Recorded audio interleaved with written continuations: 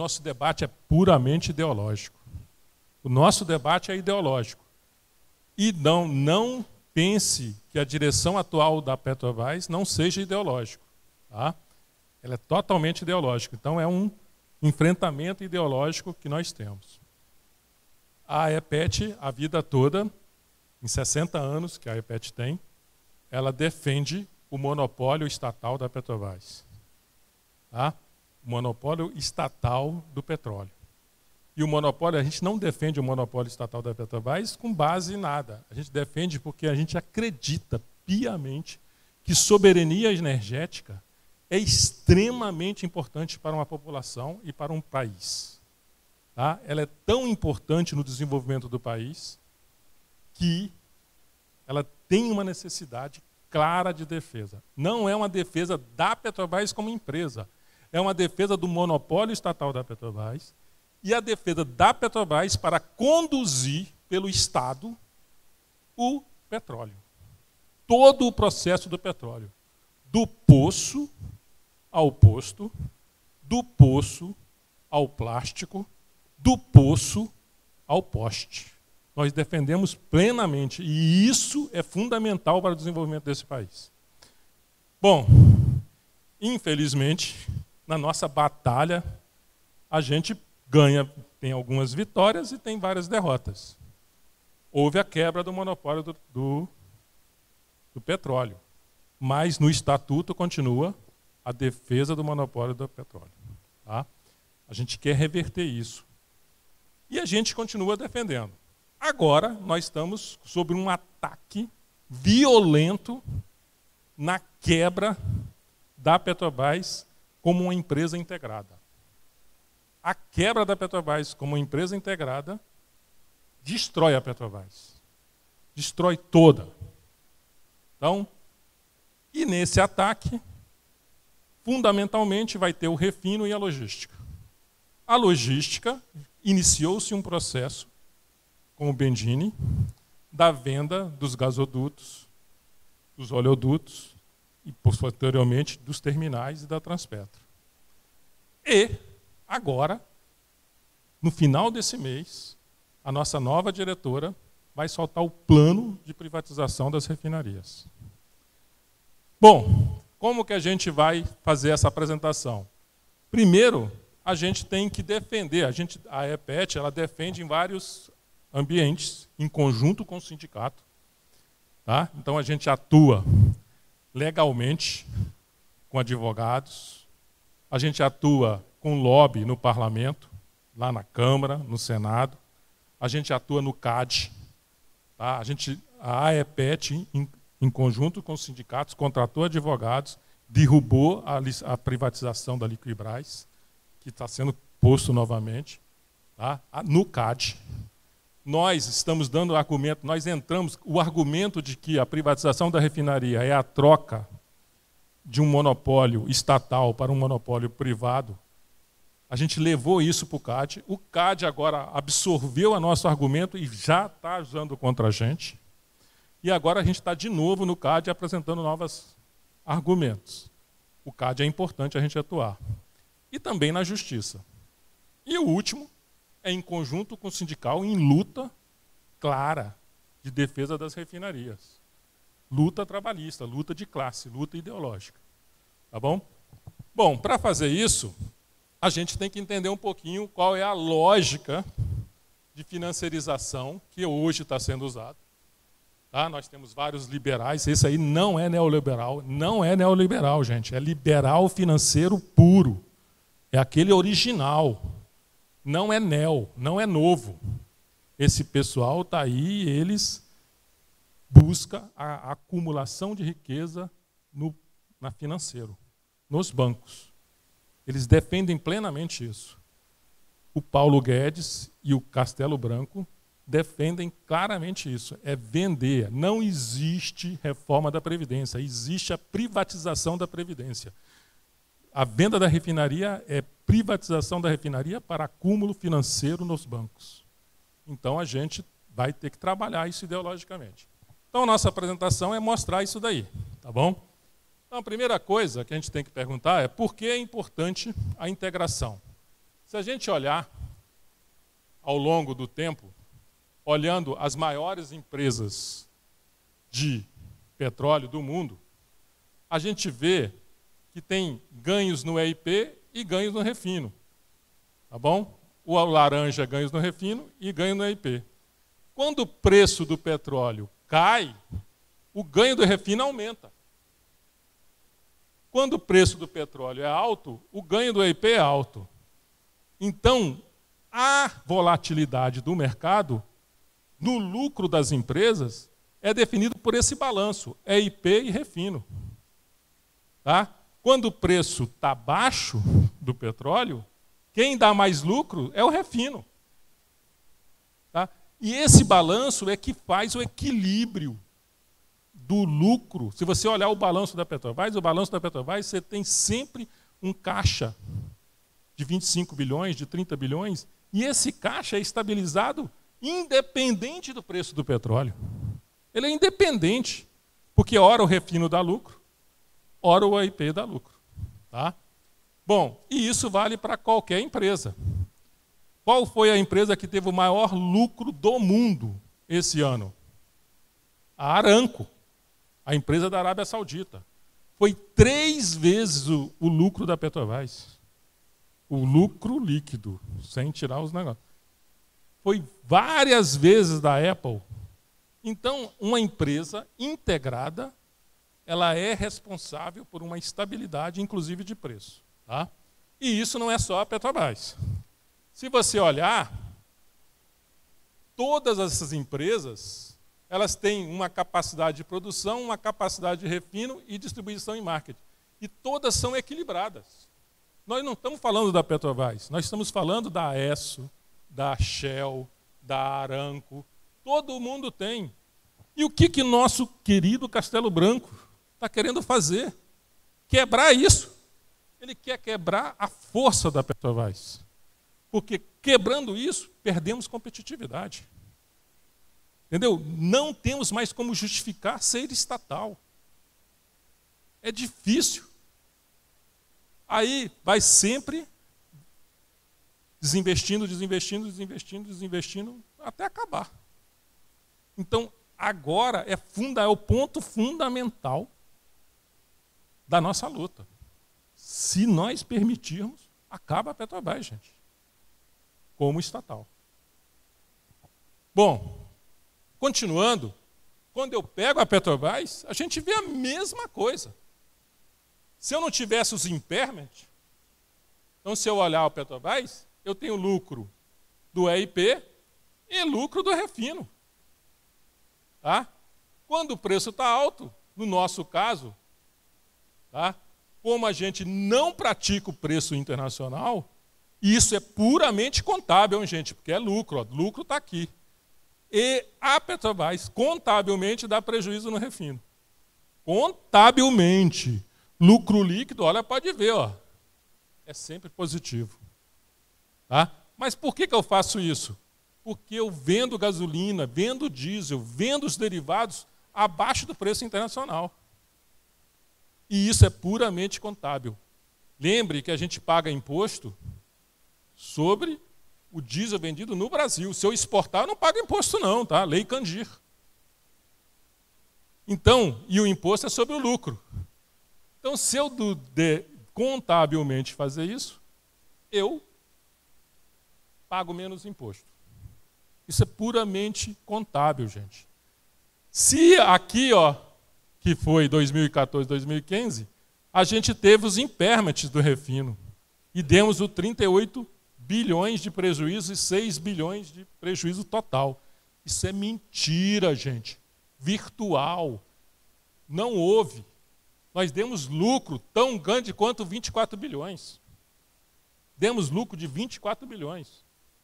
Puramente contábil. Isso daqui, ó, foi só o impairment. O impairment é uma coisa virtual. Tá? O impairment é o que um ativo vai me dar se eu pegar, por exemplo, a RPBC. Ele pergunta assim, quanto vale a RPBC? O que a RPBC vai dar para a Petrobras, considerando os próximos 10 anos? Aí eu falo, olha, eu falei que a RPBC valia 30 bilhões, mas eu olhei os próximos 10 anos e ela só está me dando 10. Então tem 20 bi negativo. Aí ele vai e faz impairment. Ou seja, como a RPBC não vai me dar 30 bilhões que eu estava falando, eu vou dar 20 bilhões de prejuízo. Isso é puramente contábil. A Shell e a Esso só faz impairment quando termina o poço de petróleo. Ele só faz no final da vida útil. Ele só faz impairment quando ele vai vender uma refinaria. A gente fez um impairment sem vender nada. E aí a gente fez 2 impairment. Um impairment no refino e um impairment na exploração. E nos 2, tivemos prejuízo, a partir daqui a gente teve lucro. É muito parecido com os outros. Se eu não tirasse os impairment, se eu tirar os impairment, eu dou lucro. Olha só sem impairment. Lucro. E quem deu lucro? Olha o lucro do refino. É grande. Então, o que a gente está falando? O refino é fundamental. Quando eu falo refino, gente, eu falo refino e logística. Eu falo Petrobras e terminais. Tá? Eles são quase siameses. É difícil de instituir, tá bom? Dá lucro. Então, o que a gente está falando? Gente, refino é fundamental para a Petrobras, para o equilíbrio da Petrobras. E isso, para a população, é mais ainda. Porque o que acontece? A Petrobras, gente, sempre praticou o preço de mercado internacional, por incrível que pareça. Se você pegar a média dos últimos 30 anos, a gente tem o preço internacional e a gente oscilando para cima e para baixo desse preço. Então, o que isso significa? Que a gente sempre tem um teto, que é o preço internacional. Mas a gente sempre cobra o preço internacional ou menor. Tá bom? O que ocorreu com Pedro Parente? Passou a ser cobrar o preço internacional ou maior. Se eu perder o refino, é isso que vai ocorrer permanentemente. Eu sempre vou cobrar o preço internacional dos derivados ou maior. Por que maior? Porque a logística tem custo. Levar petróleo para a Replan tem custo. Tirar petróleo da RPBC, tirar derivado da RPBC e levar para o Nordeste, para o agronegócio, cabotagem, depois tem que transportar, tem custo. E esse custo vai ser botado no preço. Então, gente, o que a gente está vendo é que o refino, a Petrobras tem o mesmo comportamento das outras empresas. E é isso que equilibra a Petrobras. O petróleo não é commodity, é especial. Tá? Ela desenvolve a população. E 2, ela é tão especial que ela é geopolítica. E ela se correlaciona com o Banco Central americano. Em outras palavras, quem dita o preço do petróleo, o preço internacional do diesel, o preço internacional da gasolina e o preço do petróleo é o Banco Federal americano. Então, gente, isso mostra claramente que essa volatilidade do mercado vai ser dado pelos Estados Unidos, por um louco como o Trump. E se a Petrobras não estiver verticalizada, quem vai sofrer? A população. E a Petrobras como empresa. Bom, se eu olho a mesma coisa, por exemplo, o EBITDA com o preço do petróleo, a gente vê que quanto maior o preço do petróleo, menor o EBITDA do refino. E maior é o do EIP. Em outras palavras, o EBITDA, que é nosso no plano de negócio, é a nossa meta, tá? Ela é variável. Se eu tirar o refino daqui, eu fico volátil. O refino equilibra. É isso que a gente está falando. Então, o papel do refino, ele é fundamental. É fundamental. Bom, mas eles querem vender. 2, no final desse mês, gente, ele vai soltar. A gente está esperando. Nós estamos inertes. Nós, os petroleiros.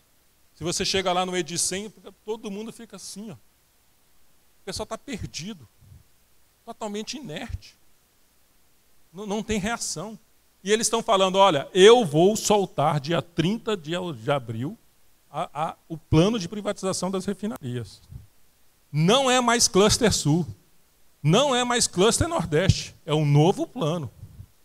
E vocês vão ver que as refinarias de São Paulo estão dentro. Tá? E a gente está inerte. Aí, como que eles vão vender? Essa é a nossa lógica, que a gente vai entrar na justiça e tudo. A pergunta é, como foi vendido Passadina? Passadina custou 327 milhões de dólares. Gente, 327 milhões de dólares. Que refina 112 mil barris dia. É muita coisa, gente. É um trem da Renest que está faltando para a gente.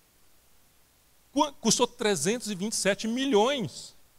O pessoal fala que a Renest custou 20 bilhões. O cara me vendeu, se eu fizesse um equivalente, quanto que é a Replan? Quanto que é a RPBC?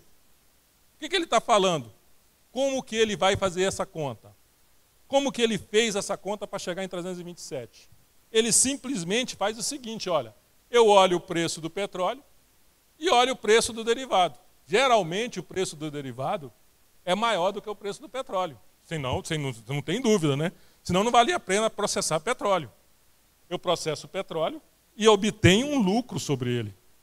E a diferença de preço tem que custear. Se você pegar diesel, gasolina, se você pegar óleo combustível, pegar todos os produtos da Petrobras e somar, vai dar uma diferença que nem essa daqui. E essa diferença é que paga toda a logística, paga e dá lucro. Tá bom? Aí ele vai lá, vê essa diferença. Se ele cobrar o preço do petróleo da RPBC, o preço internacional, e a RPBC vender o diesel para preço internacional, essa diferença tem que custear tudo. Tudo. Logística, pessoa, tudo. Tá bom? Bom, e eles estão fazendo a conta, gente, desse jeito. Eles consideram o preço do petróleo na refinaria é internacional e o que eu ganho é isso. Mas e se aparecer uma Dilma e falar, você não pode cobrar o preço internacional aqui? Eu dou prejuízo. Aí ele fala, então não vale a pena. Não vale a pena investir em refinaria. Isso é um absurdo. E é assim que eles estão falando que vai cobrar, que vai vender. Se eu fizer assim, quanto vai custar uma Replan? Menos de 2 bilhões. Gente, a gente vai entregar um patrimônio daquele por menos de 2 bilhões. É isso que eles estão falando que vai fazer. Quanto que vai valer a RPBC que tem 60 anos? Menos de 1 bilhão. Isso é ridículo, gente. É lógico que a gente vai entrar na justiça com isso. Tá, mas eles estão fazendo isso, tá? Contrataram empresas, auditorias e vão fazer isso. Tá, mas e o mercado? Eu não estou vendendo o mercado também, eu estou vendendo só o ativo da RPBC? A RPBC não tem um mercado? A Replan não tem um mercado? O Cluster Sul não tem um mercado? Tem. Quanto vale o mercado? Eles não quantificam quando eles estão fazendo. Quando a gente olha, a gente tem várias refinarias. Como que essas refinarias apareceram? Elas apareceram com uma lógica de monopólio estatal do petróleo. A Petrobras tinha como missão prover combustível em todo o território nacional a preços adequados. Então ela montou isso aqui ao longo de anos para atingir os seus mercados. E como que ela dividiu o mercado? Ela dividiu o mercado e, além de tudo, gente, além das refinarias, ela apresentou logística. São os terminais e dutos. Então a gente construiu isso aqui tudo para cumprir a missão da Petrobras. Tá? E para atender mercado. E qual é o mercado? O mercado é esse, ó. A gente dividiu o mercado assim, ó. Tá? Quem dividiu? A Petrobras. Ela consegue atender todo mundo, ela equaliza o preço. Um piauense paga o mesmo preço do cara do Rio Grande do Sul, para a Petrobras. Para o mercado, não. A distribuidor é outro preço, não é o preço de posto, tá, gente? Tem imposto, tem tudo, é a Petrobras. Então ela dividiu o mercado. E esse mercado tem valor? Tem, e alto. E eles não estão quantificando.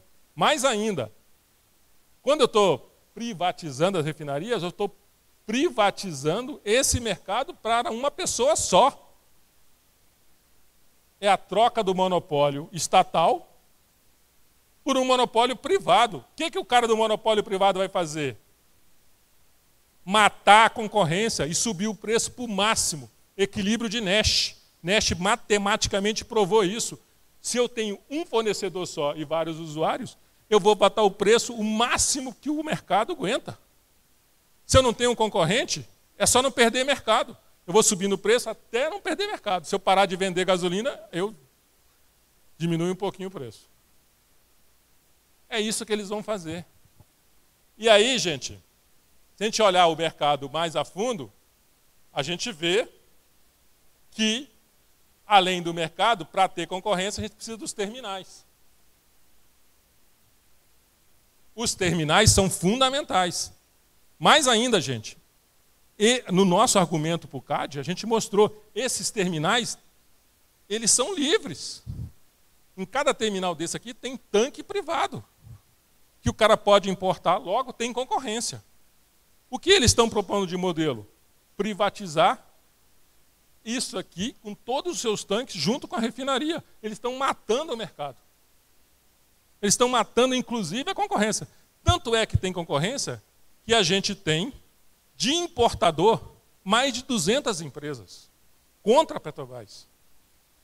E de distribuidor, muito mais. Ou seja, tem concorrência. Hoje a Petrobras tem concorrência. Quando o Pedro Parente aumentou o preço, o número de tanque que aumentou aqui foi 6 vezes. Aumentou 6 vezes a capacidade. Só para mostrar que tem concorrência. Se eu levar o preço acima do preço internacional, o pessoal invade o mercado. Então, hoje tem concorrência. Mas se eu privatizar, o que eu vou fazer é reservar esses mercados para um cara só. Essa é a lógica. Tá bom? Bom.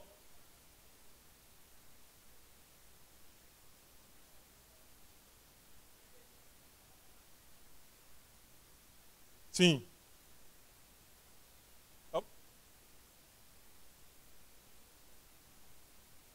Tá no mar? É. Se eu privar. Bom, gente, no novo plano, um dos primeiros lugares que será privatizado é São Sebastião. Tá? E aí, o cara que comprar vai ampliar, sem dúvida. Porque isso daqui é São Paulo, gente. Isso aqui é agronegócio. Isso daqui é oeste de São Paulo, Mato Grosso do Sul, Goiás. Isso aqui, ó, é fundamental. E o cara vai ampliar, sem dúvida. Tá? Por que ele está crítico hoje? Porque a Petrobras não... Depois que criaram a Transpetro, por que criaram a Transpetro? Tem que lembrar, gente. Foi criada a Transpetro, na época do Fernando Henrique, cujo Pedro Parente era ministro da Casa Civil. O objetivo era quebrar a logística, privatizar. Tá? Bom, e parou de investir. Se a Petrobras não botar dinheiro em duto, não tem duto. Hoje, o duto entre São Sebastião e a Replan e a Revap tem 68 quilômetros em final de vida útil. Tem que ser reformado. Quem vai botar dinheiro? Petrobras. Não tem outra pessoa para botar dinheiro. Bom, se a gente olhar o modelo Cluster Sul, Cluster Nordeste, a gente tinha a privatização de todos os terminais. Para uma empresa só. 2 refinarias e todos os terminais. Que concorrência vai ter? Nenhuma. Ele ganha todo o mercado do Nordeste. Tá? A mesma coisa vale para o Cluster Nordeste. Ele vai privatizar São Francisco do Sul. Estava lá escrito, tá, gente? tudo, Paranaguá e o sul todo. Ou seja, não tem mais concorrência. Acabou a concorrência. Tá? Esse não é mais o modelo, tá? Qual é o novo modelo que eles estão propondo? Quebrar a Transpetro em pedaços. Eles não vão extinguir a Transpetro, olha bem, hein? É o novo modelo. Mas vai virar tipo a ONS. Você só administra a publicação de combustível e os volumes. Tá? Para o cara publicar. O cara chega e fala, Transpetro, sou Shell, quero tantos metros cúbicos em São Sebastião. Tal dia. Aí ele fala, a tarifa é tanto, pode vir. Entendeu? É isso. Vai virar uma ONS. E os ativos privados? Separados da Transpetro. Da Petrobras? Não. Venda para empresas. Vai comprar Brook Shield, etc. Árabes, russos. Tá? Bom, quando a gente olha São Paulo, é aqui que está o novo plano. O novo plano está aqui. O novo plano é privatizar São Sebastião. Tem uma série de dúvidas se é RPBC. O problema da RPBC é que precisa de muito investimento. Mas uma Revap não. Uma Replan não. Tá? Então, aonde está o foco agora? Está aqui. Dia 30 de abril. Bom, e isso tem que ser discutido no fórum da FNP. Porque é fato. Como vamos resistir a isso? É fato. Isso é fato. Bom, e a concorrência? A gente vê hoje que existe uma distribuição e hoje tem concorrência. Tá? Uma distribuição de mercado. E gente, tem concorrência em todos os produtos. A gente vê que a importação líquida subiu, mas ela sempre existiu, olha. Ela sempre existiu. Ela só foi pequena. Mas ela sempre existiu.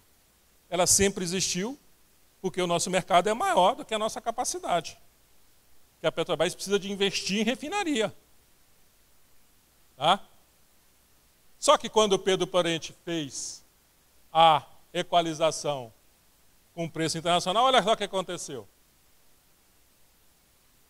Isso só mostra que tem concorrência. Tem concorrência. O modelo hoje tem concorrência. Se privatizar, não haverá concorrência. Não haverá. Esse é o nosso argumento. E aí a gente vê, não vou ficar aqui falando, mas é só prevendo o futuro, né? O que a gente vai ter necessidade. No futuro, gente, a gente vai precisar de mais de 126 milhares de barril de diesel. A mais. Eu tenho que gerar uma nova refinaria, eu tenho que terminar a RNEST, eu tenho que terminar a Compete. Se eu não fizer isso, eu vou ter que importar. Logo, a Petrobras terá concorrência se não houver privatização. Se houver a privatização, alguém vai ganhar esse dinheiro aqui. É o modelo Paulo Guedes. O banco vai ganhar. A multinacional vai ganhar. Não é a Petrobras, não é o Brasil. Tá? Então, isso só mostra como está vendo. E o impacto do preço? Gente, a gente teve preço variável a vida toda. Só para mostrar, a Dilma foi só aqui. Tá? Então, o que a gente tem? A gente tem variação do preço da gasolina, variação do preço, tudo de forma internacional. Só aqui que a gente ficou abaixo. É muito pouco tempo. E não houve resultado negativo no fluxo de caixa da Petrobras, porque o petróleo estava muito alto. Tá bom? Correr mais um pouquinho. Se a gente olhar a cotação internacional e os preços que a gente pratica, tá vendo? A cotação, preços internos, está aqui um tracinho bem pequenininho, está sempre em torno de tudo. Tá bom? Então a gente não está deixando de praticar preço internacional, só que de vez em quando, o que a gente faz? Fazer com que a população não vê a volatilidade. E a gente mostrar só Quanto a gente falou, o preço da refinaria vai ser aquilo. Olha os investimentos em bilhões. Isso daqui, ó, a gente veio construindo as refinarias, passou Fernando Henrique, subimos investimentos, agora aumentou a nossa capacidade, e aqui RNEST. Tá? Então a gente está o tempo todo investindo, o tempo todo a Petrobras, e garantindo o mercado da Petrobras.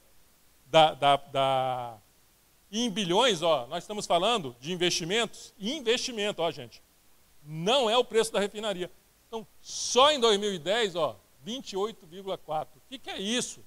É carteira de gasolina na RPBC, na Revap, na Replan. Só ali, ó, se eu pegar todas as carteiras de gasolina, já dá maior do que o valor do preço que eles querem cobrar pela refinaria. Ou seja, eles estão fazendo malversação. Tá? Então a gente está vendo que realmente a Petrobras, quando mas é Pedro Parente querendo fazer concorrência, diminuiu a nossa capacidade, mas nós tínhamos capacidade de manter o preço mais baixo que o preço internacional, porque a gente está com fator de utilização baixo. A Refap está há 4 anos com 70% de fator de utilização, 4 anos. Tá? Então, o que eles estão fazendo hoje é baixar o preço, manipulando a Petrobras desde o Pedro Parente, prejudicando o Brasil. A gente está vendo que no futuro a gente vai precisar de mais diesel. Tá? Nós temos receita de venda bastante elevadas. Só passando rapidamente, né, a relação de preço com o mercado internacional subiu muito, mas foi no final do governo. Mas olha só, teve outras épocas também, em 2009, a gente estava com uma relação boa também, ó, tão grande quanto. Ou seja, essa ideia de que preço internacional a gente não praticava, a gente sempre praticou. Tá? Voltando, só para terminar, a nossa luta é ideológica. É ideológica. É esse pessoal financeirizado que não estão administrando a Petrobras. O que eles estão fazendo? Eles estão administrando outra coisa. A Petrobras está sendo usada para isso. Então é puramente ideológico. Cabe a nós a resistir. A forma de luta de resistir é diversa. Nós estamos fazendo várias coisas. Como associação, faz lobby em defesa da Petrobras. Entramos no CAD, entramos na Justiça, no STF, fazemos coisas lobistas para agronegócio, agora lobista para todos os tipos de deputado que tem lá, tá? Mostrando o impacto que vai ter da privatização. Para vocês terem uma noção, o fechamento da Fafem houve um aumento de 17% acima do preço internacional dos fertilizantes. Então, só mostra que o papel da Petrobras é muito importante. E como é ideológico, a gente tem que enfrentar de forma ideológica e expor que eles são ideológicos. E 2, eles não estão administrando a Petrobras. Era isso que eu tenho que passar. Obrigado.